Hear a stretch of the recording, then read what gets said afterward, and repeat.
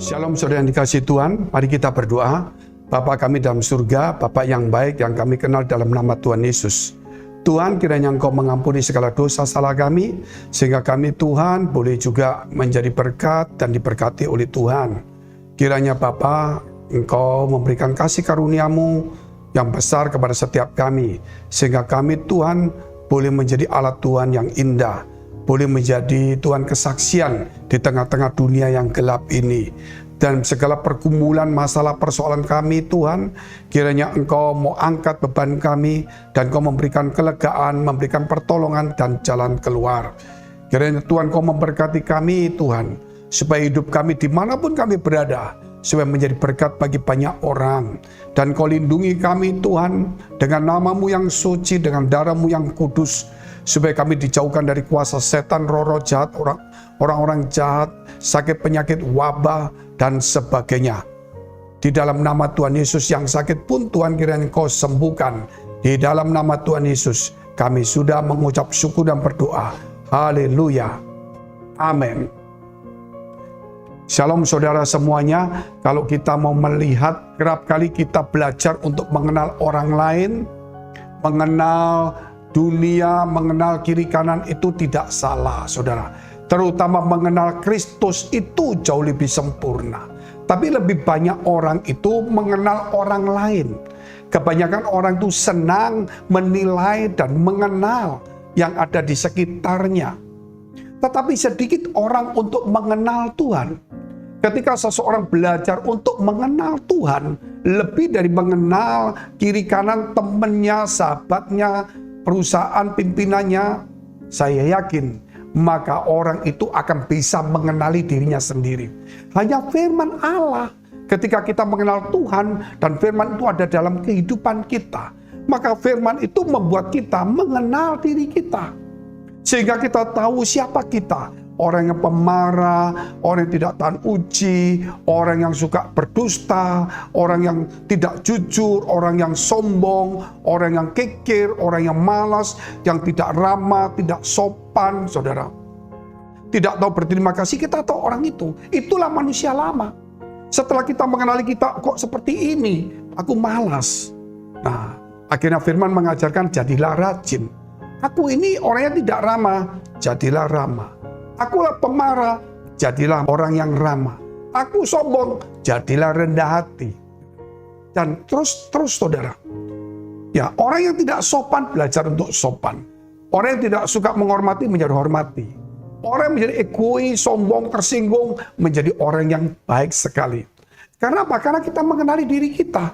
Kenapa kita mengenali diri kita? Karena kita mengenali Tuhan melalui firman Allah. Sehingga firman itu membuat kita melihat diri kita, dan kita saat itulah ada perubahan hidup.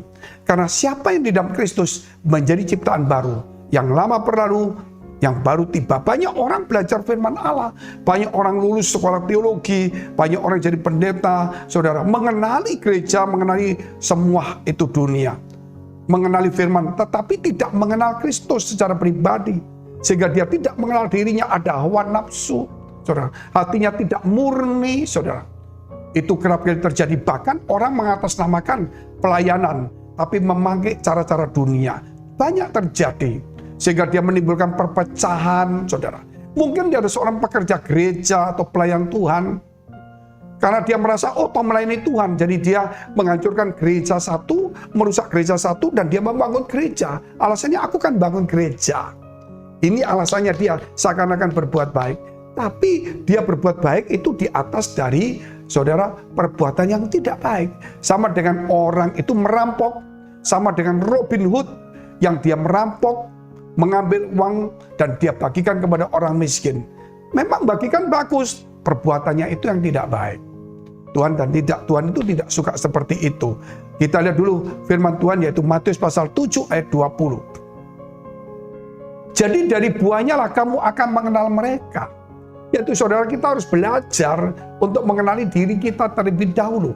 Apakah ada buah-buah dalam kehidupan kita? Kerap kali kita mengatakan, aku ini orang baik, aku ini orang pelayan Tuhan, aku ini gereja, aku ini hamba Tuhan, aku pengusaha, aku orang yang sarjana terdidik, tapi buahnya tidak ada, saudara. Sehingga firman Tuhan berkata, dari buahnya lah kamu kenal dia. Sehingga orang di sekitar kita mengenal kita. Saudara, ini orang seperti ini, orang munafik lah, orang inilah, saudara. Ya kita harus terima itu walaupun mungkin hati kita sakit. Karena dia menilai dan biasa menilai, kita tidak boleh menilai orang lain. Kalau orang lain menilai kita, ya kita terima. Anggap aja saudara, kita harus belajar mengenal diri kita.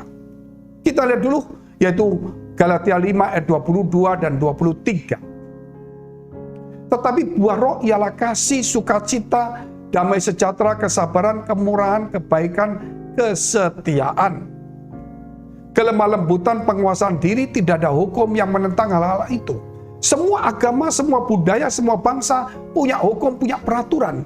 Tetapi buah-buah roh, yaitu kasih, damai sejahtera, sukacita, kebaikan, kemurahan, kesetiaan, saudara lihat itu begitu banyak.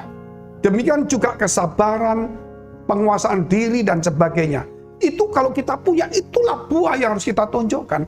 Jangan lagi berkata, aku punya Roh Kudus, dipenuhi Roh Kudus, aku seorang pelayan Tuhan, aku orang intelektual. Ada nggak minimal saudara 9 buah itu dalam kehidupan kita?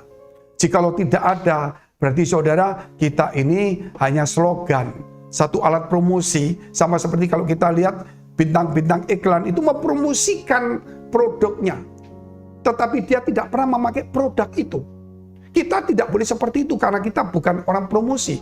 Kita mempromosikan apa yang sudah kita pakai, yaitu kebenaran firman Allah. Saudara, kita tahu Tuhan itu bisa mengubah manusia, menyembuhkan, saudara, memulihkan, melakukan mujizat, membangkitkan orang mati, melepaskan orang dari kerasukan. Jikalau saudara punya pergumulan, masalah, persoalan, tantangan, ya dalam bidang ekonomi, studi, karir, perjodohan, keuangan, keluarga, apapun juga, mungkin terikat oleh kuasa kegelapan, oleh hobi yang tidak baik, dekapkan kedua tanganmu di dadamu.